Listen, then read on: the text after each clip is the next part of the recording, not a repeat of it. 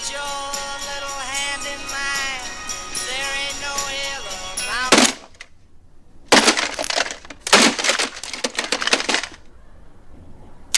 Then put your little hand in mine. There ain't no hill or mountain we can't climb.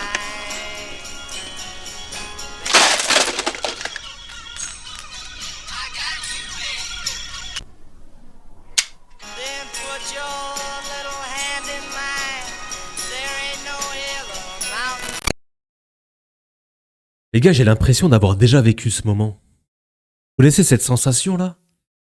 Que t'as déjà vu le film.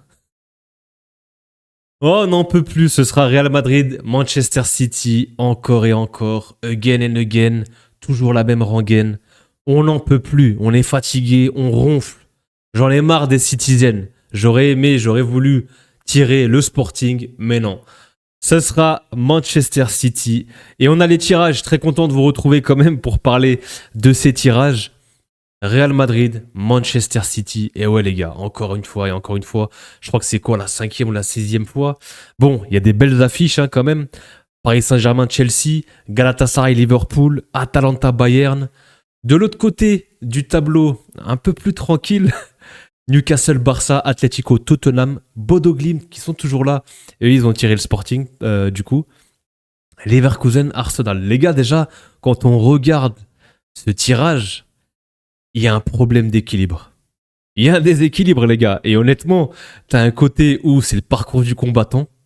Vraiment, c'est le château hanté, c'est le Mordor. Et de l'autre côté, c'est la petite prairie tranquille. Il fait beau, il y a des fleurs, c'est l'odeur du printemps. Tout est éclairé, tout va bien. Et bien évidemment, le Real est tombé sur le côté de la mort, hein, clairement. Le PSG, Chelsea, Liverpool, City, le Bayern. Pour vous dire, les gars, hein, le côté gauche, en cumulé, c'est 27 Ligues des Champions. Le côté droit, c'est seulement 5. Je vous laisse deviner qui a les 5. Le Barça. Eh ouais, ce sera Real Madrid, Manchester City encore une fois. Et en plus de ça, ce sera un retour à l'Etihad, avec tous les blessés qu'on connaît du côté du Real, avec tous les problèmes qu'on a. On va parler un petit peu de ce match. On va parler aussi d'un petit peu des autres matchs. On va pas faire de prédictions tout de suite, mais les gars, autant vous dire que ça pue. Hein. Vraiment, ça s'annonce très, très, très compliqué. La petite stat, le Real contre City, c'est 15 matchs, 5 victoires, 5 nuls, 5 défaites, 29 buts marqués contre 29 buts encaissés. Je sais pas si c'est une vraie stat, mais égalité parfaite. Hein. C'est assez fou. Il faut quand même rappeler, les gars, le parcours du Real depuis 2017, ça va faire bientôt 10 ans. Le parcours en Knockout Champions League, les gars. 2017, Napoli, Bayern, Atleti, Juve. 2018, Paris, Juve, Bayern, Liverpool. On se fait éliminer par l'Ajax, on se fait éliminer par City. 2021, tu retrouves Liverpool et Chelsea. 2022, cette campagne complètement lunaire. Paris, Chelsea, City, Liverpool. Encore Liverpool, Chelsea, City. Encore City, Bayern. Encore City, Arsenal. Les gars, il y a principalement de la PL en plus. Hein. C'est principalement des équipes de Première Ligue. Ouais, c'est que des parcours de fou. Et faut quand même dire depuis 2017, c'est quoi? C'est 2018. Donc 2017-2018, c'est 2, 3, 4 Ligues des Champions quand même, les gars. 4 Ligues des Champions sur ce tableau, c'est quand même fort et les parcours sont assez conséquents. Le petit tableau des pourcentages des sorties, déjà, Opta, Analyst, ils sont déjà au boulot. Quasiment à 50-50 entre le PSG et Chelsea. Liverpool, logiquement, très très favori à 82%.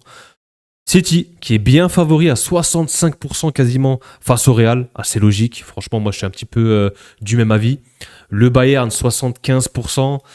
On a un 50-50, quasiment 55-45 entre Newcastle et le Barça. Quasiment du 50-50 aussi Atlético, Tottenham. Le Sporting, qui va affronter cette belle surprise et cette belle équipe de Bodo Glimt, 65-35. Et Arsenal qui est large favori à 85% et qui est même favori à la win. Hein. Apparemment, ils sont du bon côté eux aussi. On va revenir un petit peu, les gars, sur ces matchs. On va commencer forcément par ce match. Hein. Real City, les gars. Honnêtement, je suis pas rassuré. Je suis pas confiant du tout. Surtout vu les blessés qu'on a. Mbappé va sûrement rater le match aller. Bellingham sera absent pour les deux rencontres. Militao sera pas remis aussi. On va potentiellement récupérer Rodrigo. Mais les gars, cette équipe me rassure pas. J'ai pas du tout confiance en cette équipe. Et avec un retour à l'Etihad, quand je regarde l'état actuel de ce Real Madrid, avec un coach intérimaire, où tu navigues en fait, t'es en plein océan, et t'as pas de capitaine à bord, et tu navigues un petit peu à la volée comme ça, tu vas rencontrer une équipe de Pep, qui elle monte en puissance.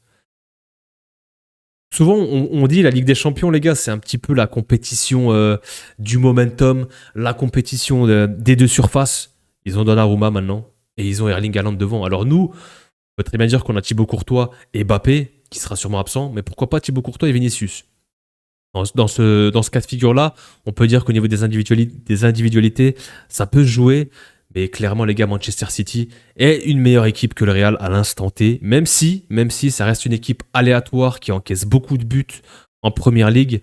Mais pour moi, il y a avantage City, clairement. On est malade, on a des blessés. Eux, ils ont pléthore de joueurs. Ils se sont renforcés cet hiver avec Gueye. Ils ont récupéré Donnarumma aussi l'été dernier, accessoirement. Ils ont récupéré Semenyo offensivement. Entre Cherki, Doku, Foden, Haaland, Omar Marmouche encore en sortie de banc. Ouais, ça se paraît très très compliqué pour le Real pour passer ce tour. Moi, je pense qu'on va se prendre le mur, les gars. On va sortir dès les huitièmes. Je suis vraiment pas confiant. Sur l'aspect mental, je pense qu'on peut les avoir, mais sur l'aspect footballistique et en termes d'effectifs, ils sont devant. Il y a une seule chose où je peux avoir un petit point positif, c'est si j'essaye de me projeter dans la physionomie et le scénario des matchs. Si on laisse le ballon à l'adversaire, on peut être meilleur. On est meilleur quand on laisse le ballon à l'adversaire et qu'on peut exploiter les contres et jouer en transition. Et on sait que Pep et Manchester City vont vouloir récupérer et garder ce ballon, ils auront la possession. Et à ce moment-là, tu peux peut-être exploser en contre et en transition. C'est le seul point positif que j'ai. Mais mis à part ça, les gars, entre les blessures, le fait d'avoir Arbeloa face à Pep, on parle d'un entraîneur qui a remporté des Ligues des Champions et plusieurs PL d'affilée. En face, on a un mec qui sort de la Castilla, qui a zéro expérience. Est-ce que j'ai encore besoin de développer? Donc pour moi, avantage Manchester City, pour moi le 65-35 est plutôt bien développé. Si on regarde, parce que pour moi il y a un facteur quand même, c'est le calendrier. Le calendrier du Real. Donc c'est lundi Getafe, Celta Vigo. Ensuite c'est ce match aller au Bernabéu contre City. T'as Elche entre les deux, ok. Ensuite, tu te déplaces à l'Etihad. Et après, t'as le derby contre l'Atlético. Mais bon, tu seras soit éliminé, soit t'auras passé le tour. Honnêtement, le calendrier, ça va. Du côté de Manchester City, donc c'est demain Leeds, Nottingham Forest, Newcastle en FA Cup, juste avant de se déplacer au Bernabéu. Donc ça, voilà, ils ont quand même un gros rendez-vous. Ensuite, c'est West Ham. Ensuite, c'est réception du Real pour le match retour.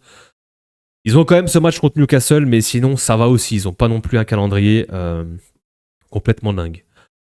On va parler du Barça qui fait la bonne opération et du bon côté, forcément, qui tire Newcastle. Attention quand même à cette équipe de Newcastle. Pour moi, c'est une équipe qui est joueuse. Ils vont te mettre de l'intensité. Il y a cet aspect Première Ligue. Mais pour moi, le Barça reste favori, surtout avec le retour au Camp Nou. Pour moi, comme j'ai dit, l'aspect calendrier va vraiment rentrer en compte. Donc c'est demain, Villarreal, gros match. Ensuite, c'est mardi, il me semble. Ouais, c'est ça, mardi. Le match retour contre l'Atlético avant de se déplacer à San Mamés et ensuite se déplacer à St. James Park. Waouh. Là, tu as une série de 4 matchs pour le Barça. S'ils arrivent à sortir vivants de ces 4 matchs, vraiment chapeau. Ça va vraiment être chaud. Ils ont Frenkie de Jong qui est blessé. Je mets quand même un petit avantage sur la double confrontation au niveau du Barça, mais tout dépend comment tu vas survivre dans l'enfer de St. James Park, du nouveau château. Vraiment, les gars. Parce que si tu arrives à avoir un résultat et sortir vivant de là-bas, c'est-à-dire un match nul ou une défaite d'un but d'écart, tu vas faire le taf au retour au Camp Nou. Par contre, si tu te prends un 3 ou 4-0 là-bas et que tu sombres, attention, parce que ça peut vraiment prendre, ça peut vraiment prendre feu du côté de St. James Park. Newcastle, on sait très bien, domicile dans ce stade mythique. Si le Barça passe complètement à côté de son match et laisse des boulevards, ça peut faire popcorn, les gars. Donc attention à ce match aller, pour moi le Barça sera hyper important de pas sombrer, d'essayer de rentrer avec un résultat et au match retour ils peuvent faire le taf. Le calendrier quand même de Newcastle, donc c'est demain à réception d'Everton, ensuite c'est Manchester United, City en FA Cup, le match contre le Barça, le match aller, ensuite c'est déplacement à Stamford Bridge contre Chelsea et ensuite il y a ce match retour contre au Camp Nou. Ouais, ça paraît très très compliqué pour Newcastle. Il y a un calendrier très très chargé aussi. S'ils arrivent à ressortir vivants eux aussi, chapeau. Là, honnêtement, à Newcastle et le Barça, ils ont vraiment deux calendriers complètement stuck, complètement dingues. Ça va être hyper intéressant de suivre tous ces matchs. On sera forcément bien là pour suivre ça, que ce soit en live ou en débrief. Restez branchés, les gars. On va parler un petit peu du Paris Saint-Germain contre Chelsea, du coup. On n'aura pas de PSG-Barça. Dommage. J'aurais aimé voir cette affiche. Pour moi, c'est le pire antagoniste pour le PSG. Je m'explique. Le Chelsea a toutes les caractéristiques pour bouger ce Paris Saint-Germain. Il y a déjà un précédent. On se souvient de cette finale, le mondial des clubs, victoire 3-0, propre, net, sans bavure de Chelsea, un récital tactique. Il y a un nouveau coach. Mais pour moi, cette équipe de Chelsea, c'est une équipe coupeuse de tête. Elle est capable de taper toutes les grosses équipes. Par contre, en PL, contre des équipes milieu de tableau ou des petites équipes, ils sont capables de perdre des points. Mais par contre, dans les gros rendez-vous, ils ont répondu présent cette saison. Ils ont tapé, il me semble, Liverpool. Ils ont fait un match nul contre Arsenal. Cette équipe est redoutable. Et je crains le pire pour le PSG. Surtout que le retour à Stamford Bridge, moi, je connais ce stade. J'y suis allé plusieurs fois. Il s'est passé pas mal de choses là-bas, c'est un stade mythique, il y a une certaine atmosphère, un certain environnement. Attention au piège, attention au Paris Saint-Germain, je suis très inquiet pour eux, je suis vraiment pas rassuré. Chelsea a toutes les armes pour faire sauter le Paris Saint-Germain. Surtout que le Paris Saint-Germain, on l'a vu contre Monaco, ces deux matchs, c'est pas rassurant. Ces derniers temps, en Ligue 1, il y a eu quelques accros, quelques matchs nuls. Il y a un coup de moins bien, il y a une équipe fatiguée, ils n'ont pas un effectif pléthorique, il y a des blessés, Dembélé, il y a toujours ce point d'interrogation. Je sais pas, moi je le sens pas trop pour Paris. Attention à Chelsea qui peut vraiment frapper un grand coup. Si on regarde du côté des calendriers aussi, déplacement au Havre, Monaco, encore une fois pour le PSG, attention, les mauvais démons. Ça s'était mal passé un peu. Il y a eu quoi? Il y a eu un match nul, 2 buts partout, et t'étais mené 2-0 au match aller. Ensuite, c'est le déplacement. La réception, de Chelsea. Ensuite, tu as Nantes et le déplacement à Stamford Bridge. Donc, ça va. En vrai, le calendrier du Paris Saint-Germain est plutôt OK. Par contre, Chelsea, si on regarde dimanche, le derby à Londres, Arsenal, ça, c'est un match hyper critique, hyper important. Aston Villa derrière, waouh! T'as un tour de FA Cup assez tranquille où tu vas forcément faire tourner de ouf, je pense. Déplacement au parc, Newcastle et réception de Paris. Ça, c'est du calendrier aussi. Ça paraît hyper costaud. Donc, honnêtement, les gars, on a fait un petit tour d'horizon. On va quand même regarder les autres affiches, pardon. Hop, si je me retrouve dans mes fiches. Donc, on a Galatasaray-Liverpool. Pour moi, ce sera, je pense, une formalité. Liverpool va mieux. Retour à Anfield, ils vont faire le boulot. Il ne faut pas sombrer à Istanbul.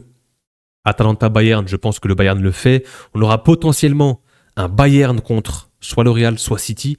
Déjà un gros quart de finale aussi ici. Et ensuite, là-haut, ce sera potentiellement Liverpool face à Chelsea ou Paris Saint-Germain. Et puis derrière, en demi-finale, ça peut être encore un gros. Là, les gars, franchement, sur ce côté gauche, il n'y aura que des finales. Hein. Dans les quarts et la demi, potentielle demi, il n'y aura que des grosses affiches s'il n'y a pas de surprise, bien évidemment. De l'autre côté, Arsenal devrait se défaire face au Bayer Leverkusen. J'aimerais bien voir Bodo Glimt passer ce tour face au Sporting, les gars. La belle histoire, un peu l'Ajax 2019. Ils pourront être en quart de finale face aux Gunners. Je pense que l'aventure s'arrêtera ici, s'ils arrivent à passer. Et au-dessus, le carré pour le Barça est plutôt abordable. Newcastle, comme j'ai dit, attention à ce match aller, mais sinon, c'est dans leur corde. Et derrière, tu as Atlético Tottenham. Bon, si tu tapes l'Atlético en quart, il y aura un peu ce match espagnol, l'antécédent. On verra mardi ce qui va se passer. Est-ce qu'il y aura une remontada ou pas? Donc, il y aura cet aspect psychologique aussi. Si Tottenham le fait, c'est pas écarté. Donc, pour moi, le Barça est largement favori face à Tottenham. Donc, attention, ce Barça qui a peut-être une route tracée vers les demi face à Arsenal. C'est le moment ou jamais, les gars. Hein. C'est le moment ou jamais, hein. Attention. Bon, on a fait ce petit tour d'horizon rapidement. Encore une fois, moi je suis saoulé, on se tape Manchester City. Bon, ce sera quand même un match intéressant, mais pour moi les gars, ça pue. Vraiment, je le sens pas du tout et je pense qu'on va se prendre un mur et potentiellement une élimination du Real. Deuxième saison blanche potentielle aussi avec Mbappé au Real qui arrive et ensuite ça peut faire 2 saisons blanches. Qu'est-ce qu'on va dire après 2 saisons? Qu'est-ce qu'on va dire? Est-ce qu'il y aura des conclusions? On verra. On n'en est pas là encore, mais je suis très très pessimiste et je suis vraiment pas rassuré de cette équipe. Et City me fait très très peur. Dites-moi en commentaire les gars, qu'est-ce que vous pensez de ce tirage? Vos réactions par rapport à ces matchs-ci. Je vous lis en commentaire, on échange. Et puis de toute façon, nous on se revoit pour les matchs de championnat. Restez branchés. Il y a une petite vidéo qui va sortir la semaine prochaine. Je vous réserve une petite surprise, donc restez bien branchés. Il y aura un petit trailer ce week-end. Mais je vous attends en commentaire. N'hésitez pas à liker, à commenter, à vous abonner si ce n'est pas encore fait. Et puis nous, on se retrouve très très vite pour de nouvelles vidéos. Prenez soin de vous les gars. Peace.